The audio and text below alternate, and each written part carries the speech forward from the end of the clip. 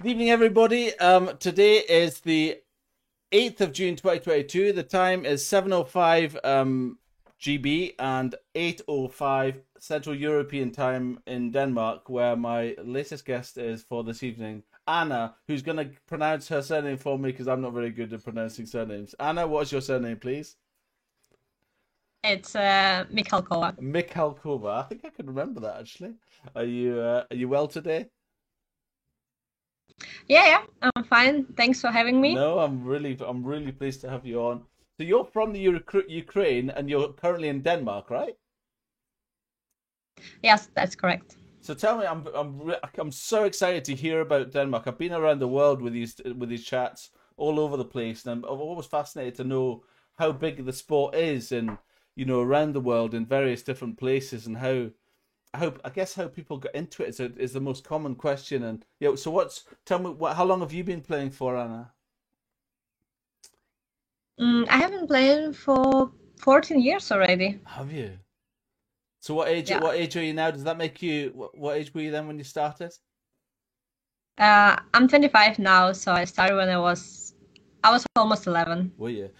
And why? What got you started? Do you remember? Well, my parents they always wanted me to do some sport, and I used to do synchronized swimming, Cool. Yeah, I like that a and lot. I just hated that. Like doing that was so tough. It's very gymnastic, isn't it?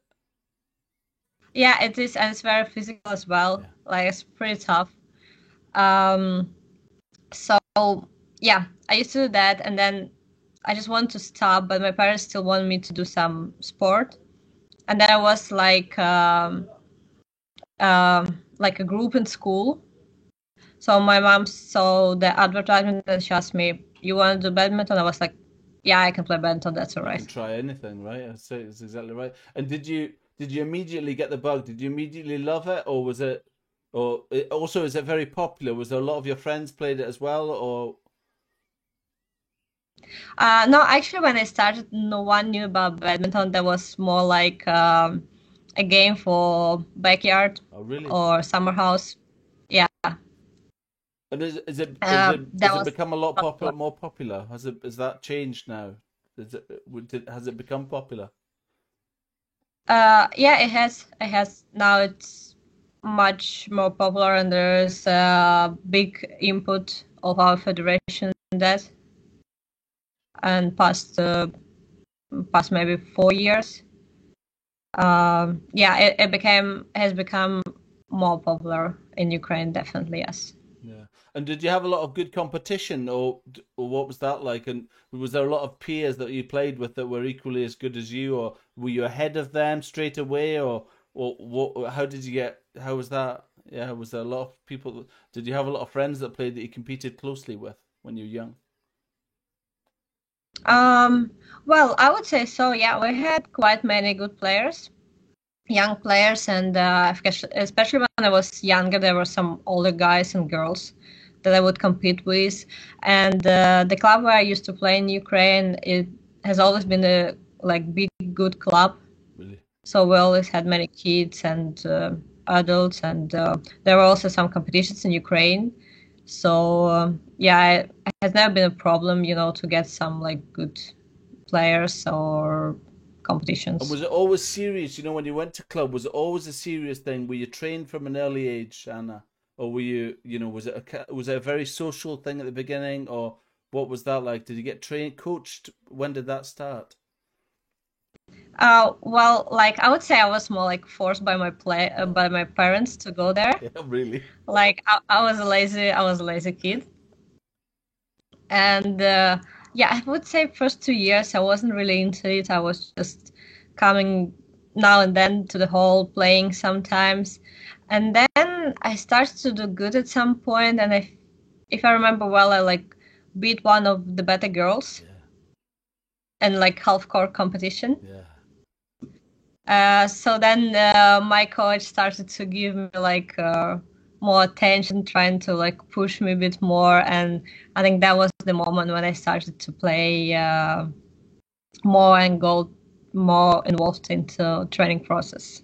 I think it's when the feeling of winning in badminton, I think, is a great thing. I think when you win, when you realize that you're good at something, and you can, I guess it's the same in any sport, but it's adrenaline you get from winning something, that elation you get when you finally beat somebody, or maybe I don't know, you've tried to beat somebody for a long time and you struggle and struggle and struggle, and eventually you get there. That's what I love about it personally, is that feeling of it.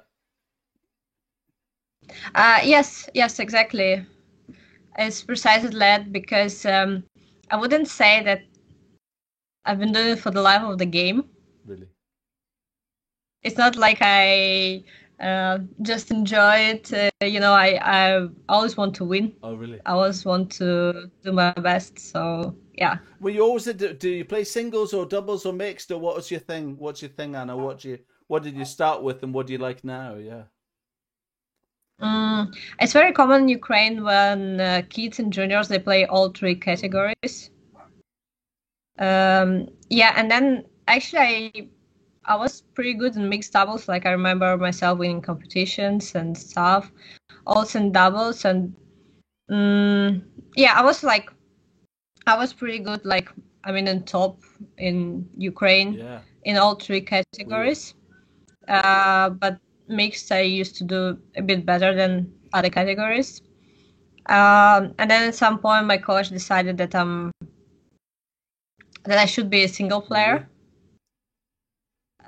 But then I kept competing in women doubles, Yeah. and I enjoyed it a lot. I think it's super fun. Yeah, I think yeah, for me it's I've played doubles and mixed for a long time, but I used to love singles growing up, and I'm coming back to singles now. The whole dependence on a partner, and certainly within club badminton, kind of choosing who you're going to play with and all that stuff. There's something very satisfying about going on court and being responsible for the whole thing yourself. I think I quite like, yeah, I still quite like it. Although it's a physical struggle at 50, 51, but I still absolutely love the fight. And do you still play singles socially in Denmark? Do you play singles at all? Yeah, I do. I perform internationally, and I'm focused on singles Do you? mainly. Like, when I joined Center of Excellence, I just focused on singles because it's a center for singles players. Is it? Is Because, it? like, Is that right? yeah, it is. I know they were thinking about doing something like that for double players, but it's quite complicated because you have to be two players, and everyone has a different situation with family, study, job, finances, all the stuff. Yeah. Tell me, how did you end up getting to the Center of Excellence? Where does that come from? How do you get that position? How do you get invited? Do you get invited? Do you ask to go? What happens? How do you get to go to use the Center of Excellence, I suppose? Yeah, I basically got invited, I would say. So we were like four girls who got an opportunity to go here for 2 weeks. I was in April 2019, and the center was based in old accommodation. So I just came there, practiced for 2 weeks, played Denmark Masters, Right. and I did very well there. But overall, I just enjoyed practice, enjoyed working with coaches, the players. The atmosphere was just great. I really liked it, and that was the moment when I started to think about moving there myself. Um, yeah, so that was the opportunity the federation gave us at that moment, and then 3 months later we got invited again. Me and one more girl, Marina Linska. I also used to play doubles with her when we were juniors. Um, yeah, so we got another 2 weeks, and by the end of those 2 weeks, I got an offer from my federation to move here to practice and yeah, to prepare for qualification for Olympics 2024. Wow. And that's been 2 years. Yes, exactly. And do you love living in Denmark? Do you enjoy what does your day-to-day life consist of, I suppose? How do you survive? What do you do? You get up in the morning, you coach first thing in the morning for what do you do? What's your daily routine? Yeah, firstly, I love Denmark. I really like the country. When I first came here, I was just in love with this country. And well, for many people, daily schedule here is pretty boring. Like, so I wake up, have my breakfast, get prepared for the And practice, sorry, go to the and they hall. provide you accommodation, or do you have your own apartment? What do you do with that? Do you have to organize yourself, or? Yeah, they provide Wow, accommodation. wow, yeah, wow. Yeah, you have to pay for it, but it depends on your world ranking. Really? And if you are like top 25 in Europe, it's for free. Oh, amazing. Yeah. And so carry on. You're So talking. So you said breakfast. Then what? When you go to the center in the morning first thing. What do you have to? Is there so many hours you have to do every day?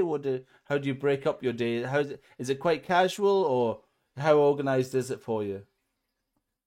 no, we have a schedule. We have 2 practices per day Right. scheduled on weekdays, and weekends are free.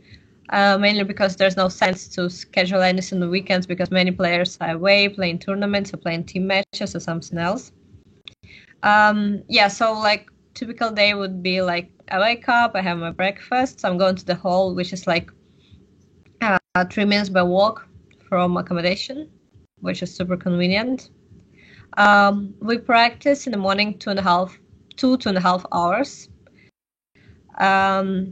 It's mainly, like as we say, badminton. So we just do training on court. Drills, yeah. It could be multi, it could be 2 versus 1, which is like extremely popular Is it? in Denmark. Is it? This kind of setup for practice. Yeah, then I have lunch after that around 11, which quite early, I know. I had to get used to it. Yeah. But you probably need it after 2.5 hours of training. You're probably ready for someone to eat, I imagine. Yeah, of course, of course.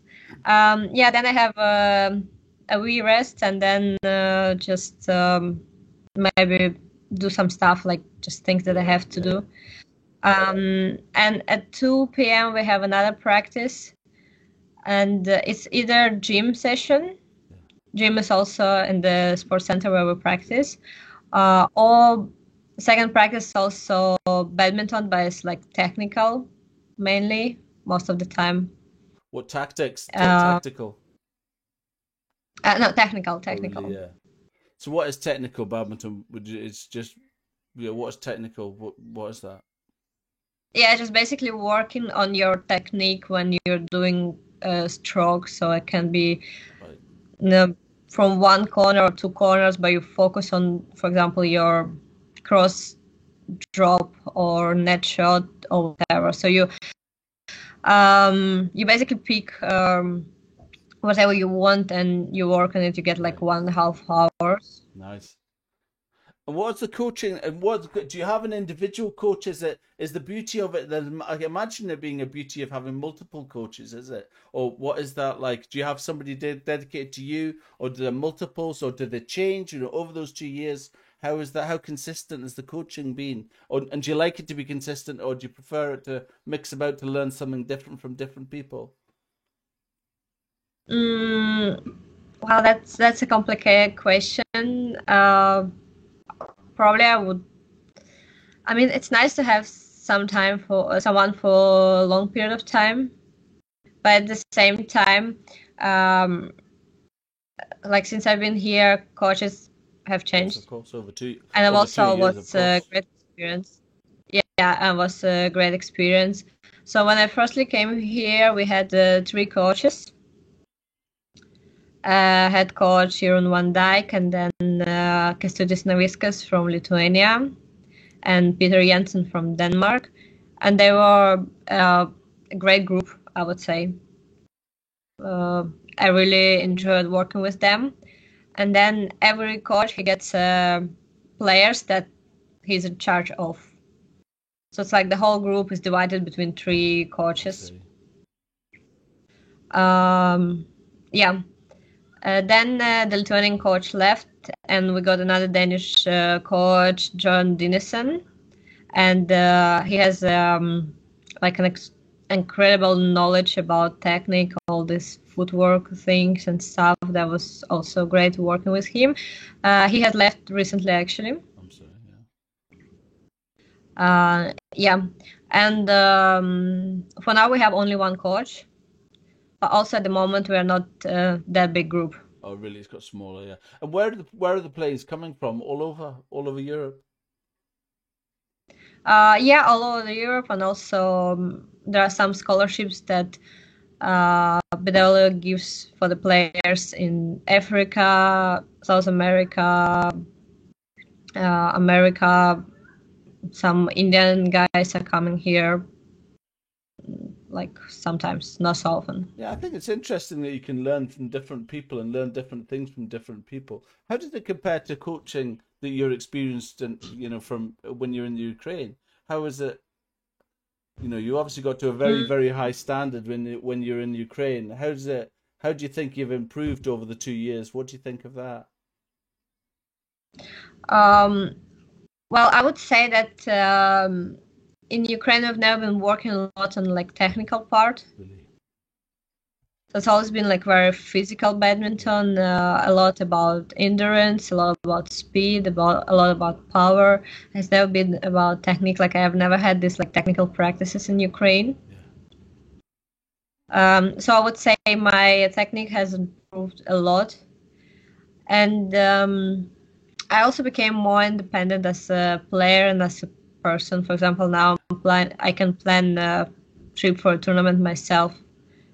It's good. So I think that's definitely a good experience, and yeah, it's just an incredible experience to have coaches from different countries and players coming from different countries and cultures and training setups and get to know them. They're so nice people here, and I really enjoyed the atmosphere. Yeah, it's good. And here's the question for you. So when you're at school, as a child, and you thought, I'm going to be a badminton player, yeah, and your parents said, "Don't be ridiculous. You're not going to be a badminton player. What are you really going to do? What would you if you hadn't? I suppose the question is, if you hadn't been a badminton player, what would you have done? Do you think? Oh, that's very well. If I you don't if know. you if you have you ever heard of a film called Sliding Doors? Hmm. There's a film called Sliding I Doors don't know. I've where always been like fast, yeah. Sorry, like carry on. I always like fashion. Oh yeah, okay. Yeah, really. Yeah. So yeah, something was that, and I've I always wanted to be like creative and create Really. something and do some things, but my parents they really wanted me to do sports. Did they, well, for a career? They wanted you to be a sports person for a career, did they? That's great. No, they actually never wanted that, to be honest. Like I don't think they knew what it's like. Yeah, they just wanted me to be like fit and sporty and all the thing, and then it became more serious. And I also got more involved. I started to practice more, and I started to compete to win. So of course, they supported me in that. Yeah. They've always been very supportive. Um, yeah, but I would say my coach took the lead at that point. So my parents they were not really like involved in my professional career because they were supporting as much as they could. Um, but they, this like kind of parents that are going like to watch the practice, like that are like trying to like coach you a bit, giving advices and stuff. So my parents were not like that. They would. They just let you get on with it, and you went back to your coaching. That's good, isn't it? And there wasn't a point, and they said, "Don't you think you should get a proper job?" um, my grandma. Yeah, actually, just a sec. I'm Okay. gonna close this Oh, sure. window Okay. because it's Okay. like super sunny. That's fine. That's okay.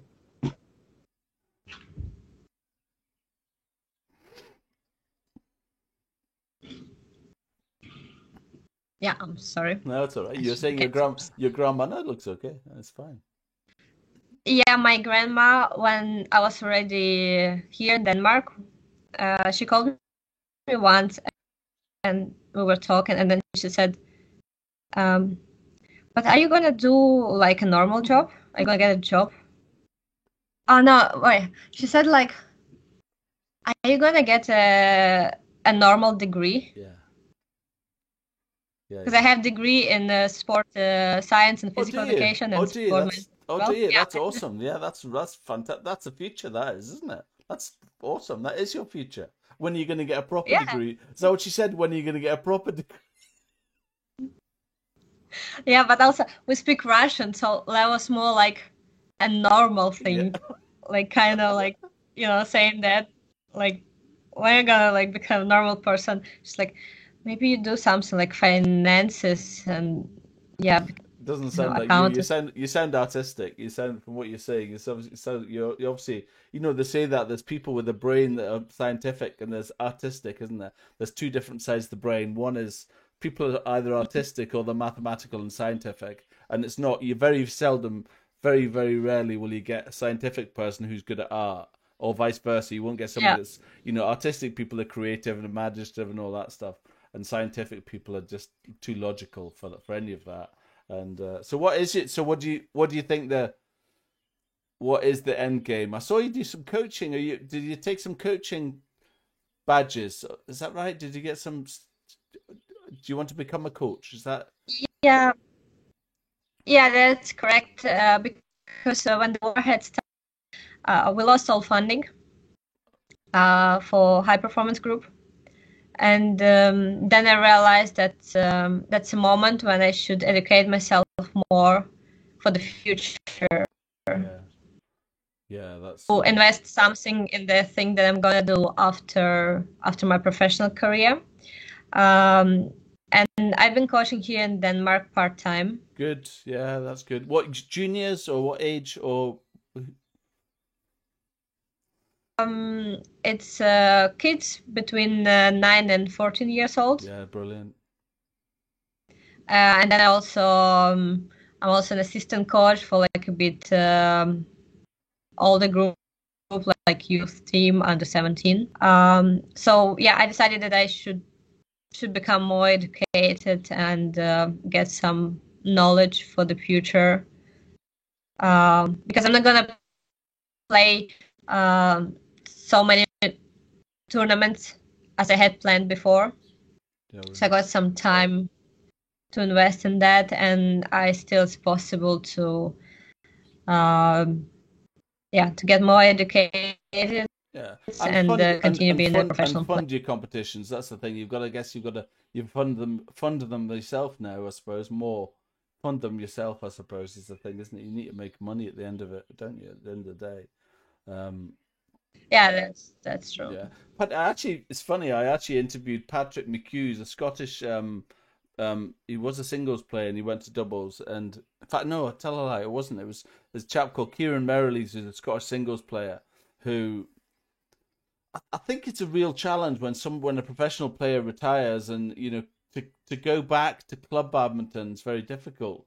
To club, social club badminton. When you played internationally, you played the best standard. The idea of going back to a club that you played and you grew up in, I think is quite difficult. So he became a coach, and when I asked him why he decided to become a coach, is because what he said was that he could continue to get very, very high standard games against players who are 16, 17 years old. And that way, it was the only way he could actually work out that he could continue to get very, very high quality games. Do you compete against the younger? Do you play do you compete against 17 year olds that you're training? Do you have games against them? Yeah, I do. We actually have here at the center. We actually have one girl. She's Danish and she's like super good. She's 17. Really? Yeah. So and I used to play against her quite a lot. It was super fun. We always would play like a tough match. Really? Yeah, that's So good. That's what you want, isn't it? yeah, I do. Yeah, we all. And how do you feel about losing? How do you take it? Yeah, how do you feel about that? Yeah, I don't like to lose. That's definitely is true. But yeah, like you can't win all your matches, right? Yeah. And I feel like you shouldn't think a lot about age because it doesn't matter.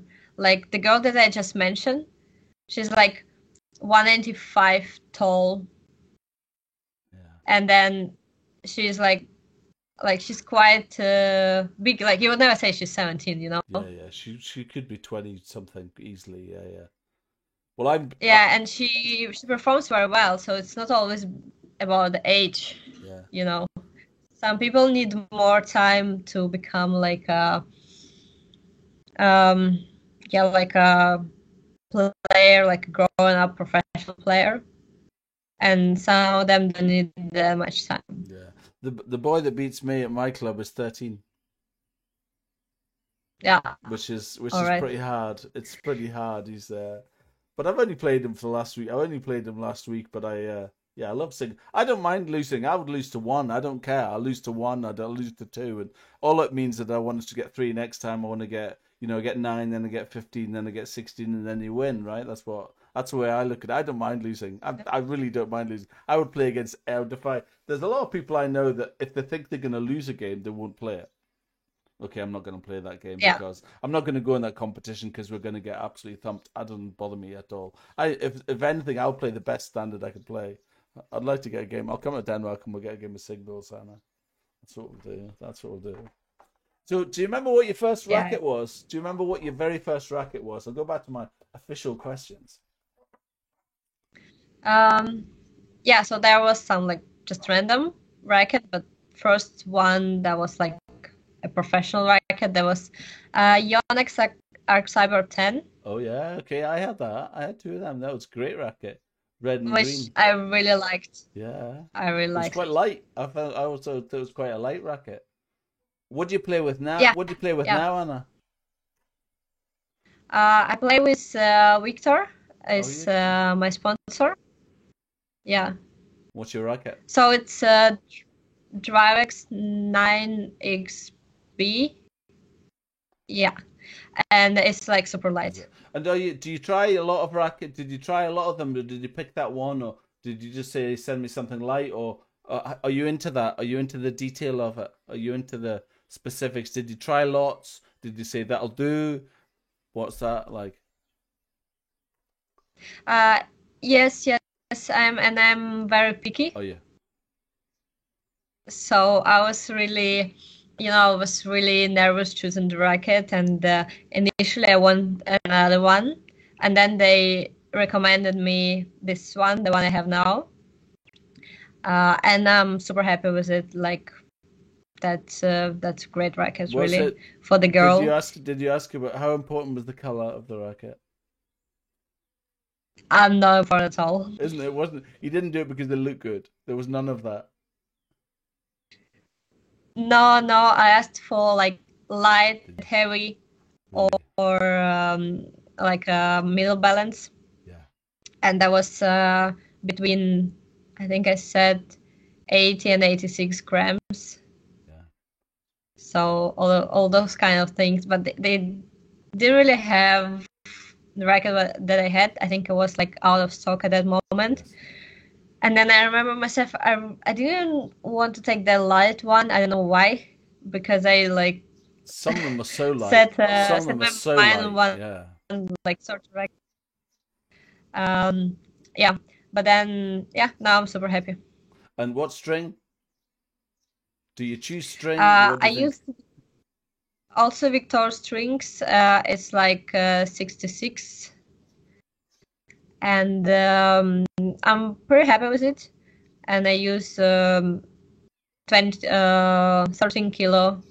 What's that? Tension. What's that? 26 pounds, 25 or 26 pounds? I think 26, 27 maybe. 13 kilos. Yeah, that's good. So. And how long have you been using those rackets for? Almost a year already. Yeah. And do you think your game's improved with the racket? Do you think the racket can improve your game? Slightly, yes, but it's just very important that you're very like comfortable with the racket you play. Yeah. So that's the thing. It's just it can improve your game significantly. Like if it's like heavy and it's meant to give you more power. I'll just add some percentage, but it's not gonna like change significantly the power of your smash, for example. What's the best part of your game? Sorry, carry Uh, on. You're saying sorry. yeah. So I just wanted to say that it's important that racket fits you, and you don't rely on racket too much. Yeah, I guess. What's the best? What do you think the best part of your game is? I think I have a very good reach Oh, really? How tall are you? and some nice like and precise shots. How tall are you? I'm 177. Yeah, that's quite tall, isn't it? Yeah, it is. Well, in Denmark, Yeah, many girls are just tall. yeah, yeah. But in Ukraine, I think I was the tallest in our group. Yeah, it's good reach, isn't it? It's good footwork, and do you focus very hard on the footwork, getting corner to corner on the court? Do you still do shadow badminton? Yeah, I do. Do you? Yeah. I never see people do Yeah. it anymore. I don't see anybody doing it. All I ever see on the internet is people doing drills. Somebody, a coach, hitting shuttle after shuttle after shuttle at players. Yeah, I've never seen anybody doing shadow badminton on YouTube. And I watch a lot of badminton on YouTube, and I've never seen anybody do that anymore. Do people still do that? Do they? Yeah, and I had been injured for a while, and it was injury my shoulder, so Oh yeah. I couldn't even like hold the racket. So I had to do a lot of footwork, shallow footwork. Was that a rotator cuff injury? No, there was well, I can't remember how it calls, but then there was something that caused like a huge inflammation Yeah, really. In the around the joint. In joint. the joint. Yeah, yeah. Yeah, yeah. So I had to get these injections Oh yeah, cortisone. of cortisone. Yeah, and the problem was that I had been playing with pain for a while, for like over a year, Yes. trying to fix that doing exercises and things, but I never stopped and gave it like a proper treatment, really.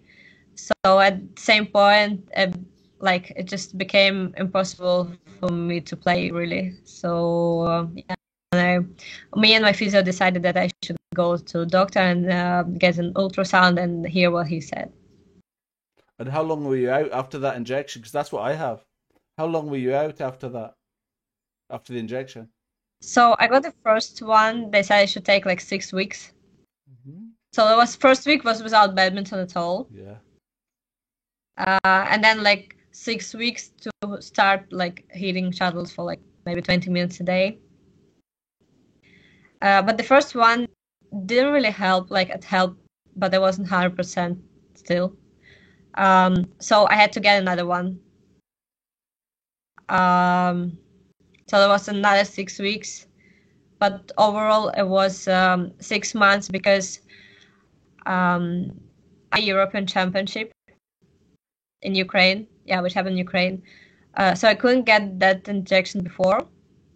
Yeah. So I had to play, wait a bit, and then get it. So that was like another month of basically not like proper training or anything. So it took me like 5 months before I started to hit, and then first month was like 10 minutes a day. Next week 20 minutes a day, then 35, and then gradually going up. And so did you say that was a year ago? That was last summer. Yeah. And was that about the time when you got a new racket? No, the racket I got longer. Oh, really? So I find. So that was actually a good thing. That what my physio said. They said, I think it's all right if you take a lighter racket. Really? It might be a good idea for your shoulder. Really? See, I've got a big theory about that. Yeah, there's a lot. It's a really common injury, isn't it, in badminton? I think they call it a rotator cuff injury. If you go on YouTube and look at rotator cuff, it seems to be in that joint. It's on the joint. I think it's like a membrane that goes in between your bone and your muscle, and it's rubbing. It's almost like tennis elbow. You get that, and it's like there's like a film that goes between your muscle, and it's effectively your muscle is rubbing on raw bone, which is the agony bit. And I have that, but I've got a feeling it's to do with a racket, like a two. I'll say to people all the time, if somebody's changed their racket to a really light one, badminton's quite an unusual thing to try and hit something very hard with something so light. It's quite an alien thing. It's not a normal thing, is it? If you think about how light a badminton racket is, you're trying to hit something very, very hard with something that weighs virtually nothing. It's really interesting. I think it can be good for your joints. I don't think sometimes I think people need weight. The Li Ning make a racket which is ridiculous. I don't know if you've seen that. They make a racket that's something crazy. A friend of mine's got it, and I think it's not. It feels like there's nothing in your hand. You're literally playing badminton with nothing in your hand. It's ridiculous. You're on about 80 grams. This is like 60 something, and people love it, and they think it's the best because it's Li Ning. But actually, people get injured because of that. It's quite amazing, isn't it? Anyway, that's brilliant. So in my case, there was sorry. Carry on. In my case, it was actually a wrong technique. What was it? Of swing. Yeah. Really? Yeah. So I was like kind of, while like after the swing, after the hit, I was like stopping stop at my arm. Yeah. So not doing like a full swing, through the shuttle. But just stopping it. Yeah, and I had been playing with this technique for like 10 years or something. I mentioned badminton is like very physical in Ukraine, so we used to hit many like smashes and stuff. And all my game was basically like built around smashes and attack. So that was called it. I see, that's a lot better. And what's next for you? What's your next challenge? What's the next thing for you, Anna? Tomorrow I'm playing Denmark Masters. Cool. Yeah, that's like as I said, I played it when I first came to Denmark, and I did very well.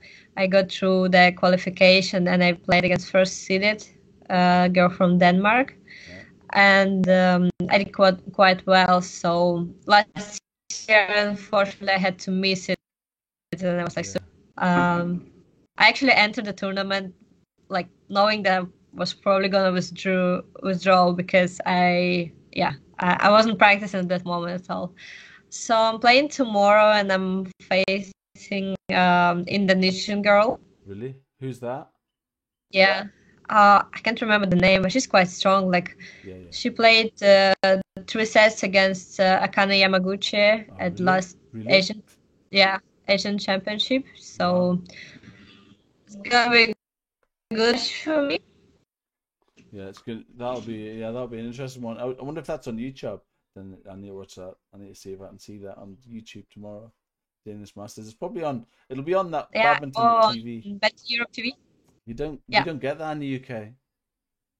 No. Really? No, we don't get that. We only get. It's all licensed, isn't it? You can't get anything. Maybe I'll try something a bit dodgy to see it. That sounds good. What time are you playing? 4 p.m. local time.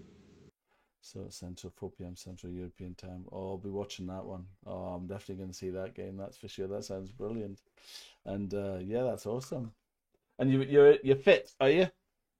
You're quite happy with yourself, with your. I am. I would say like 2 months ago, I started to feel like I got fully recovered after injury.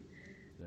So it took me like another half a year, to get back on track, to start to, get the feeling when you play, like the good feeling of the shuttle and all the stuff, and also the right mindset and so on. So I'm just excited to play now.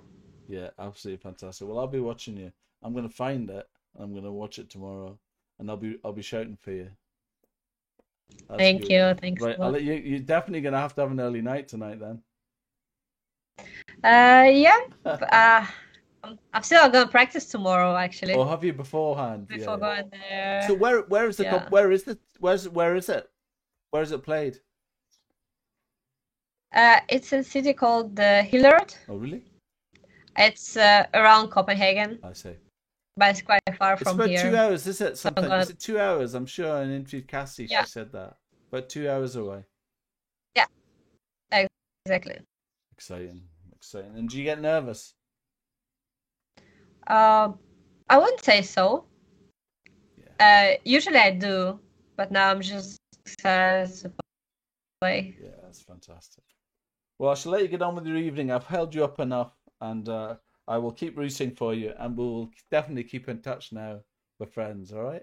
Yeah, sure thing. Thank Thanks a you. lot. It Thanks for your was time. great Good, talk. good. Yeah, good to talk to you too. I shall. You'll see it on the YouTube. I'll send you a link shortly. Have a great night. Thank you, Anna. Thank you. Good luck tomorrow.